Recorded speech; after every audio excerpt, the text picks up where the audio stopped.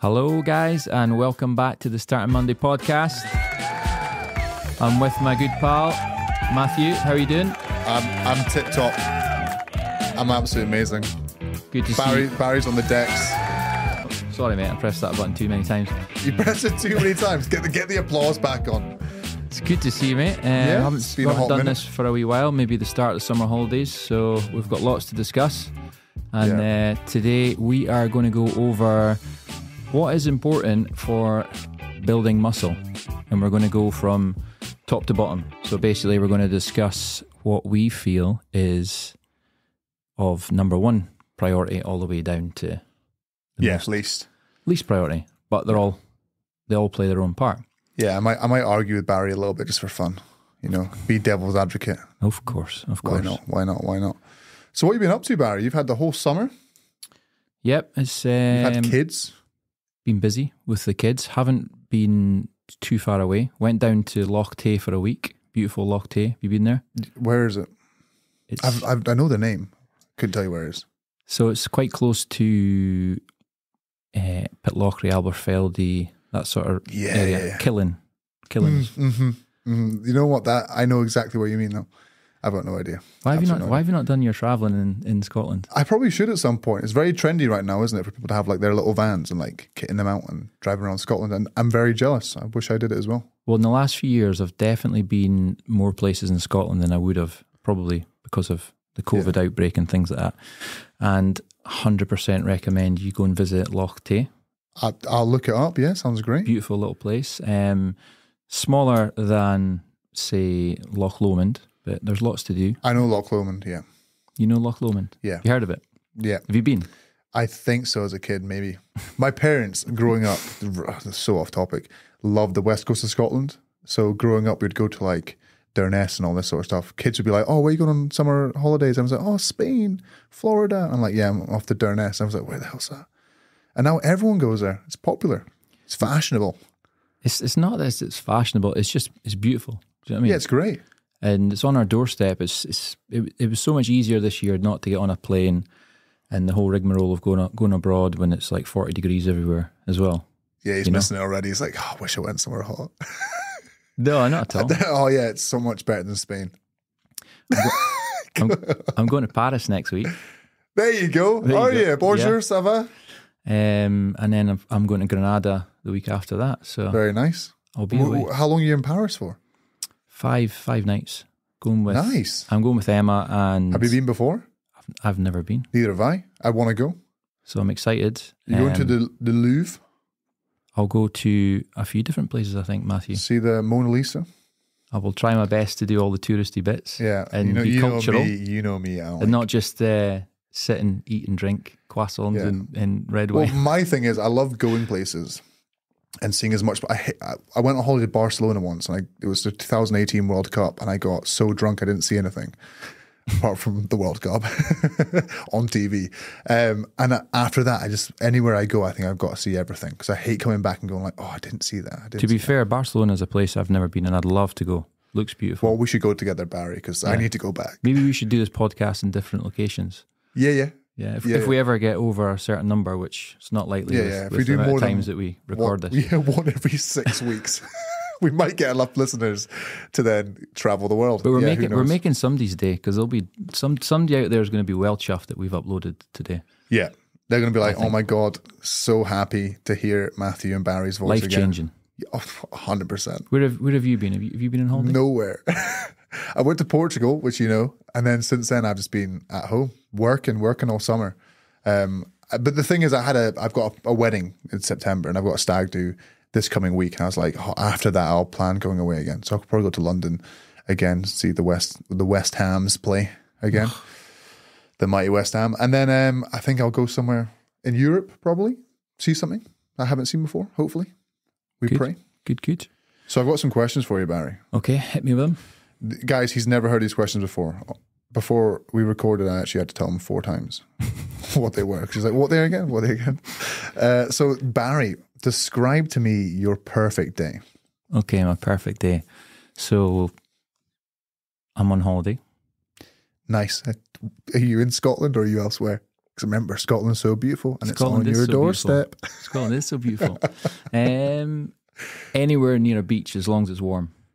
Nice. Could be Scotland. Yeah. Yeah, I would get up. So we go, it's going to pop down to the beach.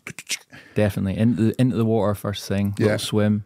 Wake myself up. Yep. See the sunrise. Nice. Come back. Nice black coffee. Just like give it to you. Or imagine you got out of the water and someone just gave it to you. Like, even better. Here you go, Barry. You're like, that would be the perfect day. That would be, yeah. And how good is the first coffee of the day? Are you a coffee drinker? I don't want to talk about my coffee consumption in the morning because it is a violation to all coffee drinkers. Do you not know what I do in the morning? I've never told you this. I can't remember. Oh, God. So in the morning, guys, I drink my coffee purely for caffeine. So I wake up, I get 2 scoops of instant coffee. I turn the tap on, put some cold water in it, mix it up and neck it. I genuinely do that every morning. Jesus. And I actually like coffee as well. Yeah, anyway, back to your perfect day. Yeah, warm coffee, black, no milk. It's got no milk, no warm sugar. Now. Maybe a nice leisurely walk, just taking like up a hill, fresh a air. local hill or something. Nothing too heavy at that time. Like a coastal path or something. Yeah, keep it kind of flat. Yep. A little bit of sightseeing, come back, breakfast, beautiful breakfast. Yeah. What are we thinking? It's got to be eggs of some kind. No, if you're somewhere hot, you want like fruit. I do want fruit, yeah, but I want eggs as well. Well, a bit of everything. Fruit and eggs. 5-course breakfast. Absolutely. This is a great day so far, isn't it? Oh, like different courses for your breakfast. Yeah, to be honest with you, the day would be full of... To be fair, guys, I thought his answer would be like... Quick. Sorry. But we're deep... I'm going to wrap this up. We're deep into it. Lots of eating. Yeah. Lots of drinking. Yeah. Including some alcohol. Yeah. Some exercise. Waiters, a butler on your call, hopefully, as well. Some exercise. Yeah. The sun, and a bit of swimming. Yeah. That's pretty much me. And at the end of the day, like beach lounger looking up, sun setting, nice little drink, cocktail. You got it in one, mate. Right, next question. Done. Favorite movie? Oh no, actually, guys, wrong. Because I asked him his favorite movie. We all know his favorite movies. Cool Runnings. Because we spoke about this. Favorite TV series? Favorite TV series? I have watched a few, but I think I'm going to go for Breaking Bad. Yeah, it's great. Yeah, great TV show. Probably would go back and watch it again. I never have, but the thing is with a good end, I remember the ending. And I liked the ending. The ending was okay, but yeah, I think actually Breaking Bad and the spin-off or the prequel was the Better Call Saul. I haven't watched it. I like that as amazing. well. I like that as well. So just the two of them put together, I thought was really good. So most recent book you've read, and I'm asking this question because I know he hasn't read a book. I haven't read a book for quite a while, which is bad. Hopefully there's people out there that can relate to that. You said you started one though, have you not recently? Again, I'm bad. I didn't read one for like 6 months. Well, do you know what it was? I was at my mum and dad's and I seen a book just lying in the spare room. I think a book that I'd bought ages ago when I was younger. And it was some random book about gangs of Glasgow or criminals and gangsters in Glasgow and stuff like that. And I just picked it up and started reading. I think I read the first chapter. It was quite good actually. I was getting into it, but I left the book. You didn't even take it with you? No. So you should buy it. There you go. But I will try my best. The book I'm reading is quite good actually. It's the importance of being interested. The importance of being interested. Yeah. And this is about everything to do with life. You get into it. It's really good actually. No, really good. It's an easy listen. It's nothing too complex. So you're listening. Brian Cox is on it as well. It's Robin Ince. Yeah, I do audiobooks. The last book I read was Mein Kampf by Adolf Hitler. I think you said that already. Yeah, so I don't read many books, if I'm being honest. What is your greatest accomplishment, Barry, for the listeners? What have you achieved in your life? A lot.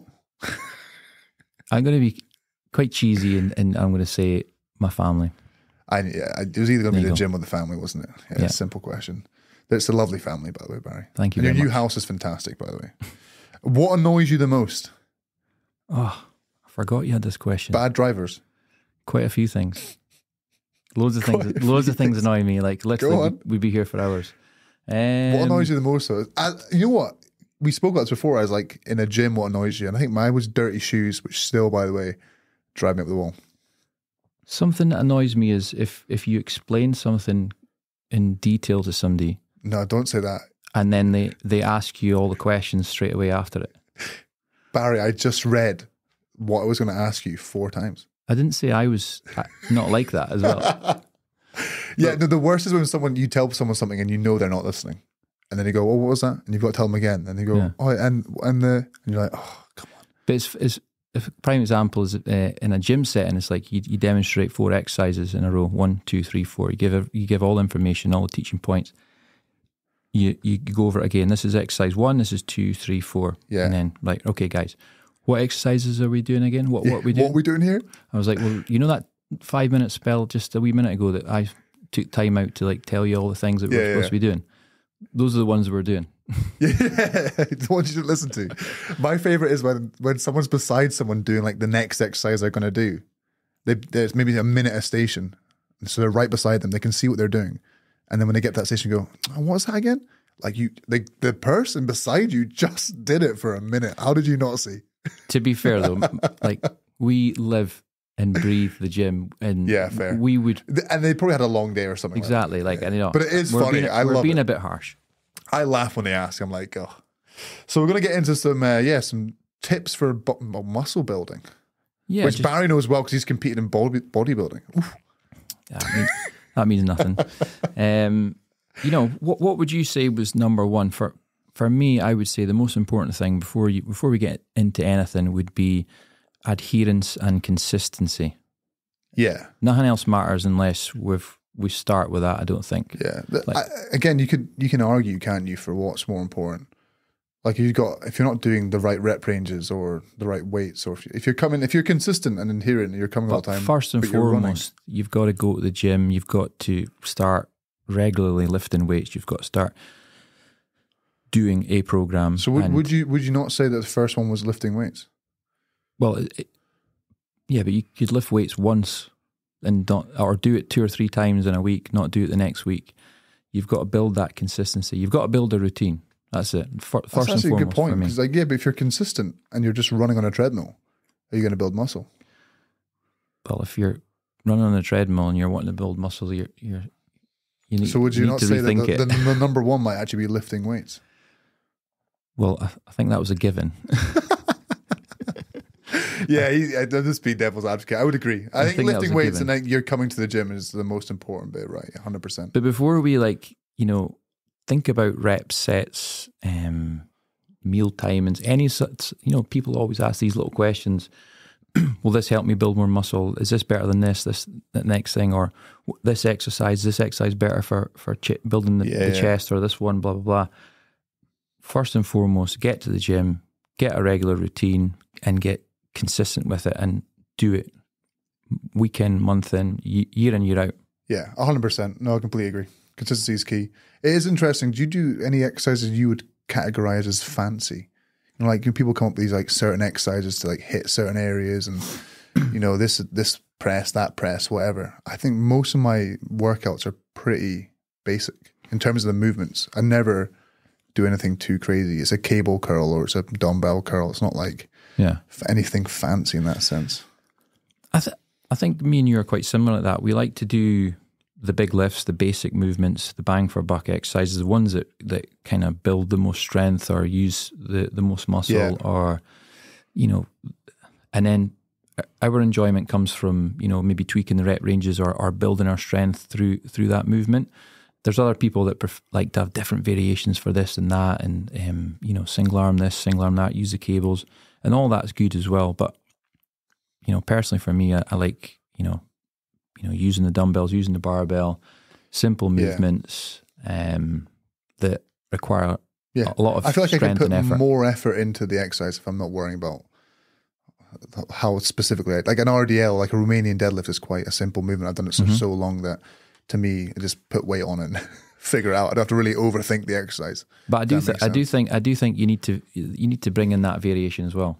And I was just wondering, because some people don't want a lot of variation. Some people don't need a lot of variation. They're more robotic. And other people, to get that adherence and consistency that we've just spoke about, they actually do need a little bit more variation in their training to actually keep them interested. Do you know what I mean? Yeah, so, 100%. And there is other exercises out there that we can use, or sometimes have to use, because sometimes people can't do an exercise because they've got an ailment or whatever. So if intensity, no, sorry, oh my God, I just answered the second question. Oh, guys, it's been 6 weeks. It's been too long. Let me ask you. Right? Wait, no. What we, if we're saying adherence and consistency is number one, what then, Matthew, is number two? Honestly, Barry, I've got no idea. It's definitely effort or intensity, which I just said out loud 2 seconds ago. Yeah. Yes, I think a lot of people train, but they don't train hard. There's training too hard. I think some people do that as well. It's a rare occurrence people train too hard more than they don't train hard enough. If that makes sense. And a lot of people sit in that like 6 out of 10 sort of range and go, "Oh, that was really hard." And you're like, "Was that as hard as you could you done that set more? Could you put weight up, things like that?" So I think intensity is really key. We can be consistent, but we can also be consistent at not really working that hard. Yeah, it'd be like me coming to the gym and doing a bench press for 40 kilograms, when really in terms of always working where my strength level is, is quite much higher than that. So intensity does matter. It does matter. I think when we speak about intensity, we're talking about things like pushing to failure on a certain exercise or a set, which I think a lot of people don't do enough of. True. Yeah. As a proven way to help build muscle is to push yourself to failure or close to failure without I suppose the flip side to that is obviously common sense will suggest that you can't do that all the time. No, you can't, and that's why you would. But then you're talking like more advanced lifters will understand their fatigue and they'll be used to pushing themselves to failure. But I think you've got to hit that point to then understand you can't always go there. But a lot of people don't get to that point. And if we're speaking mostly to sort of everyday gym goers and people that are like our clients that are going to the gym, not wanting to be massive bodybuilders, but wanting to get bigger. Yeah, tone up a little bit, like a little bit of muscle. Wanting to put on size, wanting to look good, that sort of thing. It's super important that you reach a certain point in your training where the intensity is high enough that you actually felt that you were sort of close to failure. Yeah, 100%. But if you were to train like that every single set, all the time, you probably would then not be as consistent in adhering to your program because you'd probably be too sore, you need days off, that sort of stuff. So there is a fine balance to it. Is that right? 100%. I think intensity is quite a hot topic now, especially with like younger lads, especially in the gym, come up to me and talk about intensity. Like they're going back to the old, doing one working set and going really hard rather than the 3 and getting the volume up. So I feel like it's getting quite trendy volume right is part of intensity, would we say? They're different, but they're intertwined, aren't they? Really. So like if you're not increasing volume, you're not doing more work, then you're not going to progress. But then if you're also just doing more volume and then not working at a good intensity, then you may as well we know put the intensity up. We know from research that more volume builds more muscle. Yeah. Over time. Yeah. But you can't obviously jump from 0 to 100. So you have to be in it the long game. You know what I mean? Yeah. You've got to build up your volume like you have with your training. It's both building up and reducing and building up and reducing. And you tend to find volume then will increase over time because you've got stronger exercises, right? Or you built more muscle mass, so you're lifting more weight. So 3 sets of 10, 8 months ago with the 30 kilogram dumbbells there's less volume than the 3 sets of 10 with the 40 kilogram dumbbells, and the RPE's now the same because I've got stronger. Like the difficulty level is the same because I've got stronger. And there'll be a minimum amount of effort required for each individual, no matter where they are on the scale. Do you know what I mean? Yeah. So if when you're a beginner and you're starting out and you're new, your minimum volume will be quite low to make progress. Yeah. Whereas the more advanced you get, the more volume is required. Yeah, 100%. Yeah. As well.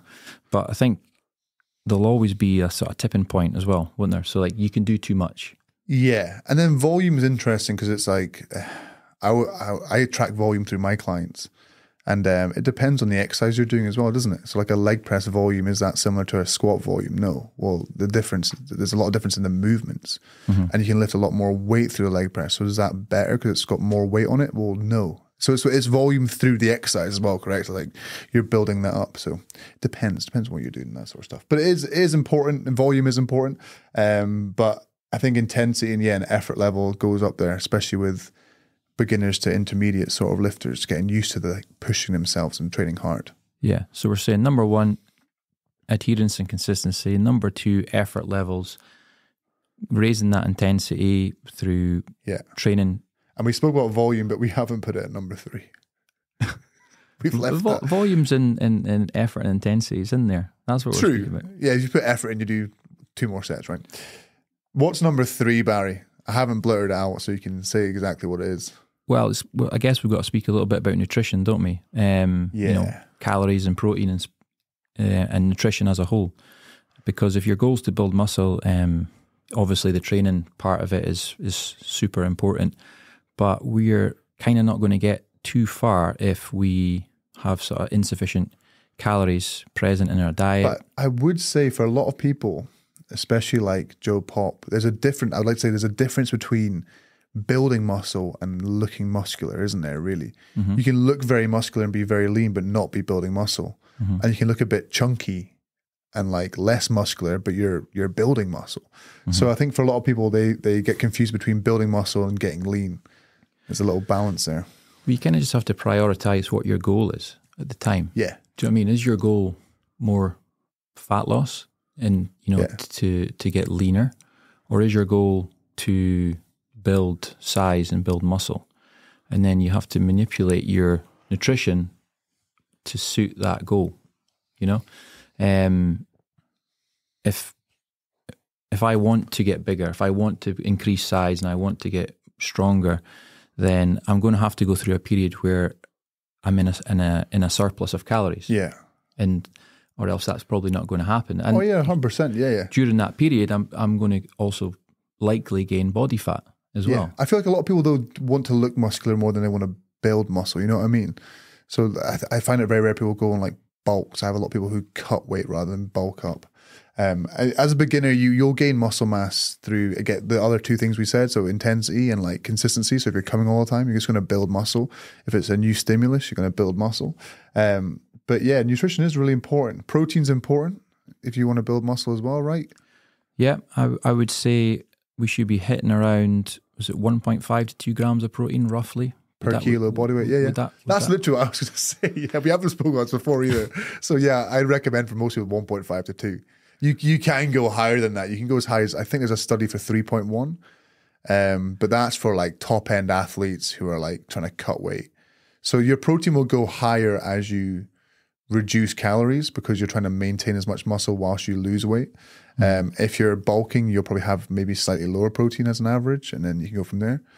Also setting protein goals, if your goal is to lose quite a lot of weight, everyone gets a bit confused because if I weigh 160 kilograms and then Barry says, oh, you got to eat 2 grams per kilo of body weight, I'm like, well, that's 320 grams of protein a day. How the hell am I going to manage that? So if you are a bit bigger and you want to lose weight, try and figure out the weight you want to be and then calculating the protein for that weight. So if you're 160, you want to weigh 100 kilograms, okay, that's 200 grams of protein a day. So you calculate protein for your goal weight if you're going to try and lose quite a lot. If you're already quite muscular and you want to lose like 5-10 kilograms, you're probably going to have to put the protein up quite a bit. Yeah. So that's a good recommendation for you. But I think what we're trying to point out mainly here is that if you need to put a little bit of focus into your nutrition, you need to have a bit of an understanding around calories, not always staying in a sort of deficit maintenance zone. It's good to be lean though, isn't it? You know, yeah, but long term, if you want to actually get a little bit bigger, get some muscle size in there, then you might have to consider eating a little bit more. It's great. You know, I've been bulking for 3 years now, Barry. It's been fantastic. As Matthew has. Yeah. And yeah, that's nutrition. Simple. Yeah, understand it. Figure out your calories, your protein. Again, you can play about with your carbs and your fats. You can be a high carb guy. You can be a low carb guy, whatever suits you. But protein, calories are quite important. Next up, we've got secondary training variables. So guys, I have no idea what this means, by the way. He's written on the board. I have no idea. Secondary training variables? It's a little selection. Yeah, fill me in. I'm listening. This is where we speak about reps and sets and exercise selection, things like that. Or even technique, how we go about our training. Interesting. So all these things are really important. I wouldn't say they were as important as of the 3 things we've just discussed, but they are, obviously very important, and I would put them in 4th on the list, Matthew. Yeah, I would agree. Like you can build muscle mass in any rep range. Mm-hmm. it gets more difficult as the rep ranges get higher to understand, as you said before, like intensity. So for example, if I say, oh, Barry, we're going to do body weight squats for sets, right? Rather than doing a 120 kilogram squat, I said, okay, we're just doing body weight. I said, we got to get to 2 reps in reserve. You could hit 20 reps and your legs will be burning. Even though you've got another 40 reps in the tank, you could do, if I put a gun to your head, there's no way you're going to get 40 more reps, are you? So if your intensity is off, you're going to struggle to build muscle. So the higher rep gets a bit more difficult to understand the fatigue and where you got to push yourself to. So what your usual rep ranges are what? Like 4 up to 15 in that sort of range people usually stick in, right? I think most people probably lift between maybe 5 and 15. Yeah. But yeah, I'd probably agree. I think I said 4 and 15 and he said 5 and 15. He's cut me off by 1 rep. So yeah, like powerlifters can build muscle mass, bodybuilders can build muscle mass, even like endurance people can build muscle mass. People usually stick in the 8 to 12 rep range, right, for like pure muscle mass. Generally, we're going to build muscle across all rep ranges, but in the lower end of that scale, we're going to be more focused on building strength. Yeah. And in the sort of moderate mid range of that scale, we're going to be more focused on building sort of muscle and strength, if you know what I mean. Yeah. Yeah, 100%. Completely agree. The higher rep ranges just get difficult to track the intensity. I think a good program that would include a mix of rep ranges.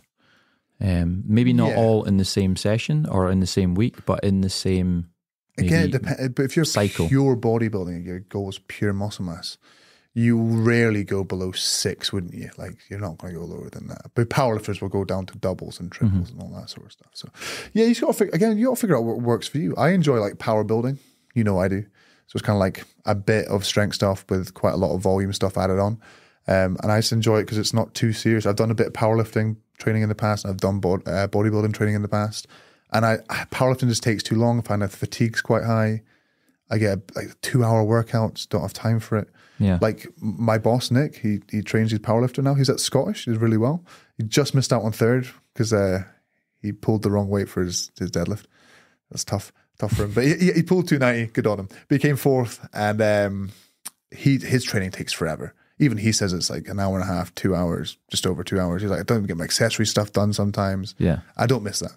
Bodybuilding I find is a bit, like just doing the reps finds a bit boring. So I like the bit of both. That's the reason I never really stuck with the powerlifting, is because, you know, workouts were taking a couple hours. I was doing maybe 1, 2, 3 exercises at most. Yeah. Getting onto the accessory work and then just thinking, nah, I can't be bothered. Just chew me. I'm done. Just take me out back, put me down. So you get to that point like, oh, the fatigue's crazy, isn't it? The fatigue from lifting heavy weights and low reps for multiple sets, maybe my nutrition wasn't matching the training as well. It's hard though. I hats off to powerlifters. It's hard to keep your nutrition on point when you're hitting like high fatigue levels. You know what I mean? You're just burnt out. You're just looking for anything to eat. I found I snacked quite a lot. I think it's that. But doing that type of training for, I think, a solid year or whatever, a solid year and a bit, it certainly helped overall strength. Oh, 100%, yeah. It's good training. And it helps with like your compound lifts. Like you're good at your compound lifts. Like your technique's just nailed. You know what I mean? So, because you're deadlifting all the time and you're squatting all the time. So you get very good at them. Bodybuilding's more fun. I like power building.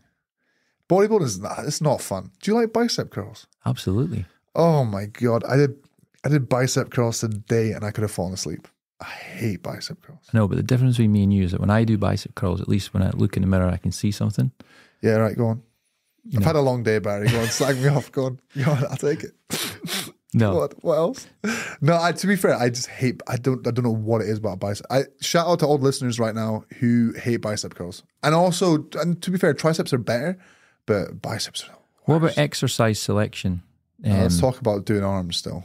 It's so boring. Go on.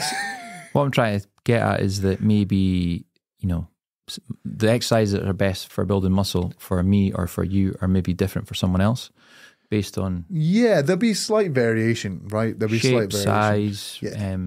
Well, you've got like your hip anatomy. Issues. Yeah. So like your hips might be in a certain way that certain lower body movements are better for you. Like if I go on a leg press, I'm terrible. I get no range, but my flexibility through like my quads and hamstrings isn't actually that bad, but I just can't get range on a leg press because my hips are terrible. I get hip pain all the time. But if I do a single leg press, it's perfect for me. I can get all the way down, get really good range, press back up. So yeah, you'll have exercises that like suit you or don't suit you, you like or you don't like. And there's a lot of staples, so like everyone can probably more than likely do some sort of squat variation, right? Or like you've got in your gym, like a hack squat. I don't think anyone couldn't do a hack squat. It's a very good quad exercise, or a leg extension, leg curl. So a lot of exercises that I would say are staples in everyone's program that everyone can do, but you'll find variations, especially in movements that you can tweak and people might suit this better or suit that better. And how highly would you rate technique? I think you're quite similar to me. We're quite strict on our form. We're a bit boring, aren't we? Yeah. Yeah. I think good technique's a good thing to learn. It's an asset to have to perform exercises pretty much spot on textbook.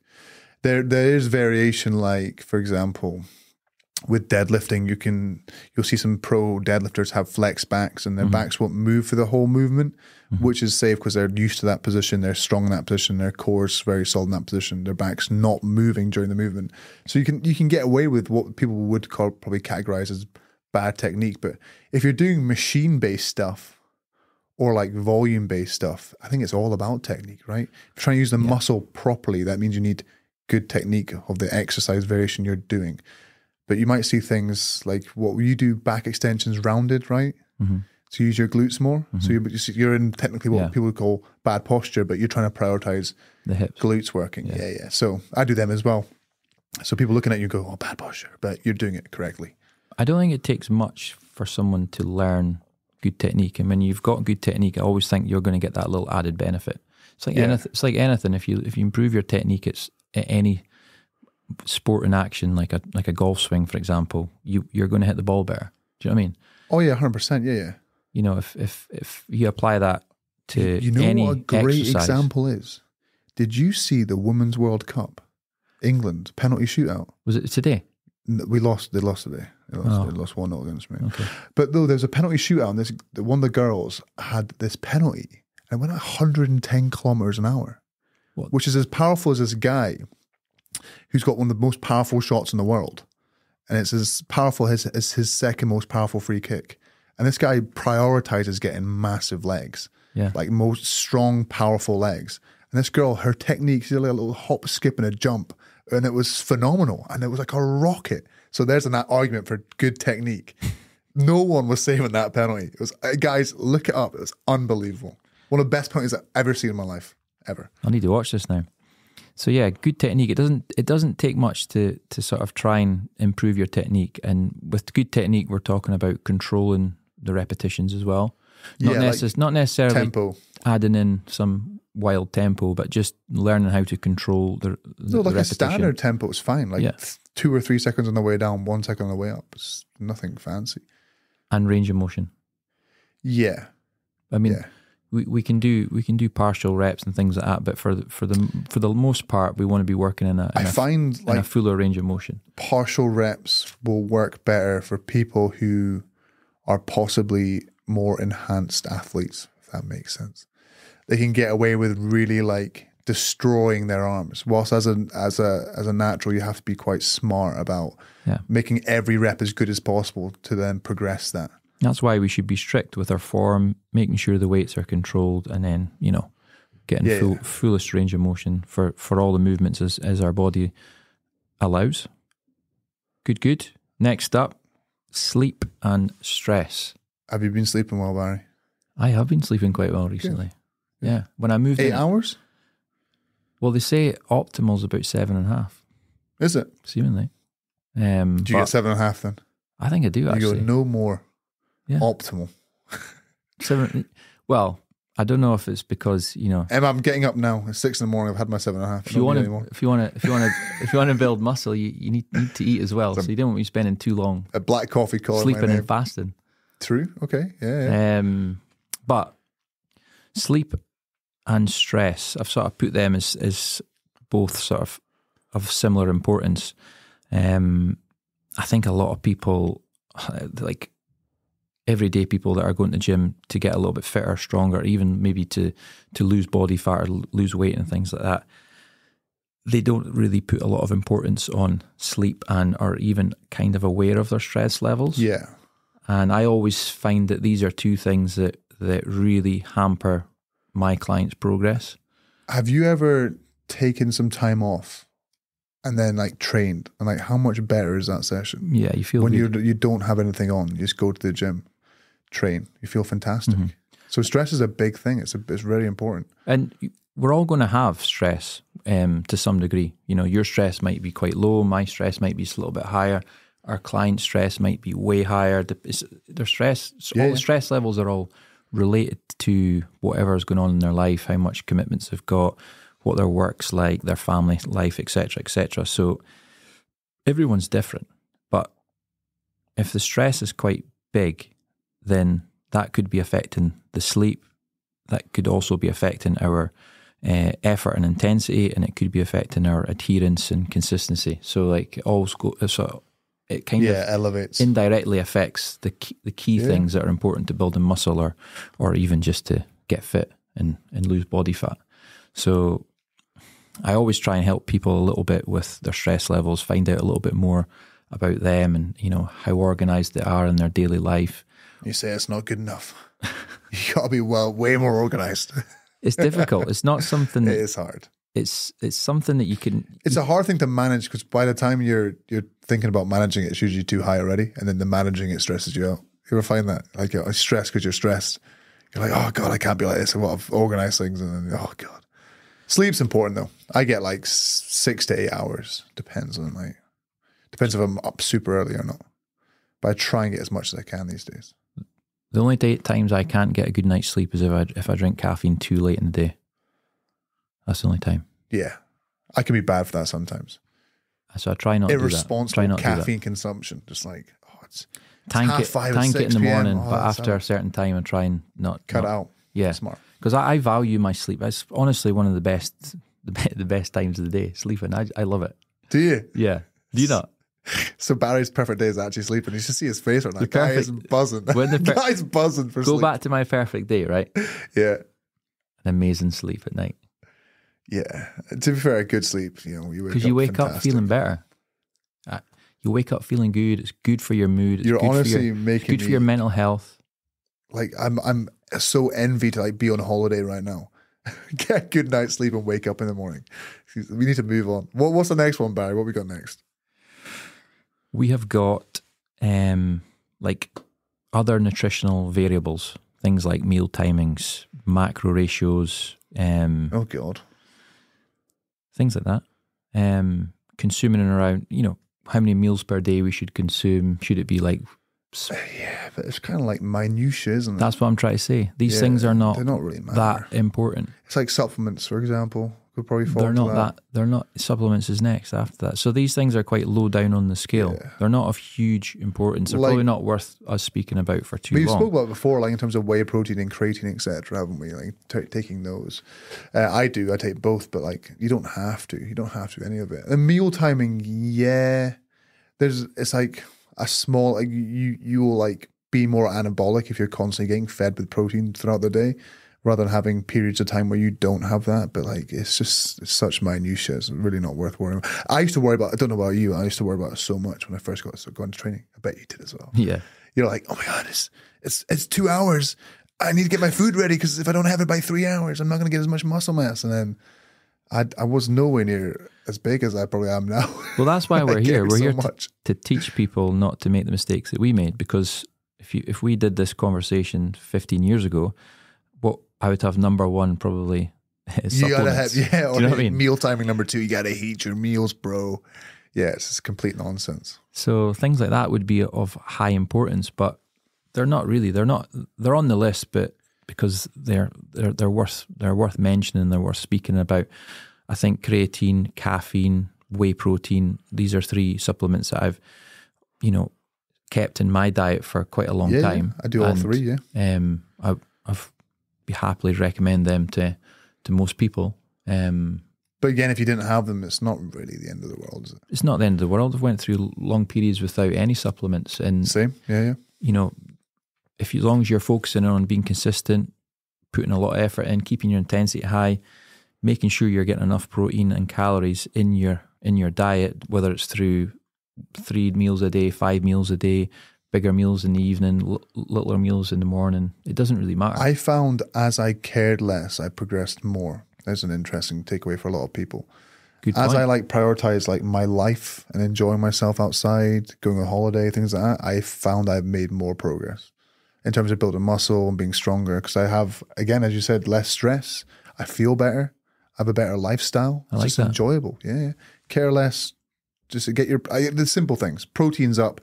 You're consistently training. You're pushing yourself. There you go. All these things we're speaking about interlink, don't they? Yeah. And one can offset the other. Yeah, or 100%. It can complement the other, So that's why we've mentioned a few things, and these things are important.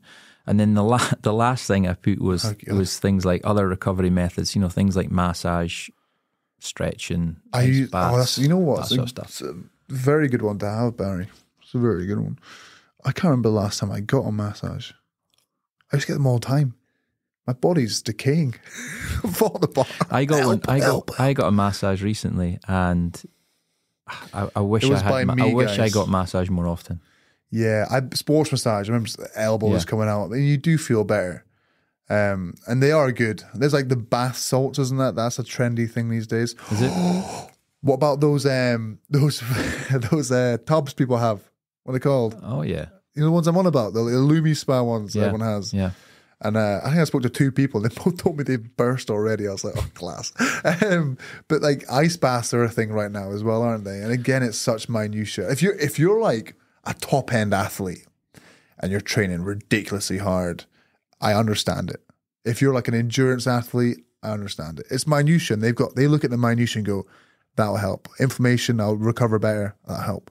There's not a great deal of research back in. I did actually read a study immersion. on cold water immersion for muscle building. There you go. We're talking about muscle building, aren't we? Cold water obviously limits blood flow. Yeah. So then less blood gets, it brings heat down. Mm-hmm. So I think the blood flow slows slightly. So you actually get less nutrients in the muscle, etc.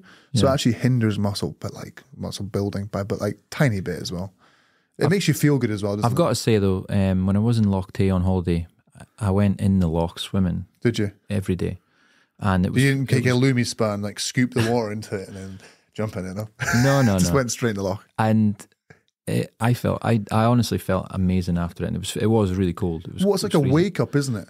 Yeah. It's like a little bit of an adrenaline rush. And I did it every day. And, it was a little experiment on myself. When I went on holiday, I did have a few aches and pains, and I was feeling a bit sore and stiff in certain places. By the end of the week, I felt great.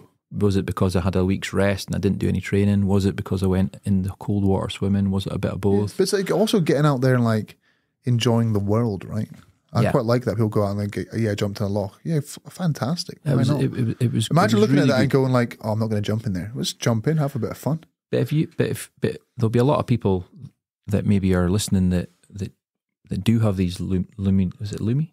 I think it's Lumi Spa, but there's lots of different. I'm sure there's other brands. If it's making them feel better, yeah, I love it. No, fire away. Yeah, if it's allowing them to sleep better or to focus better or get the stress levels down, I think it helps. I think because if it's helping them in any way mentally, let's not think about the physical side of it.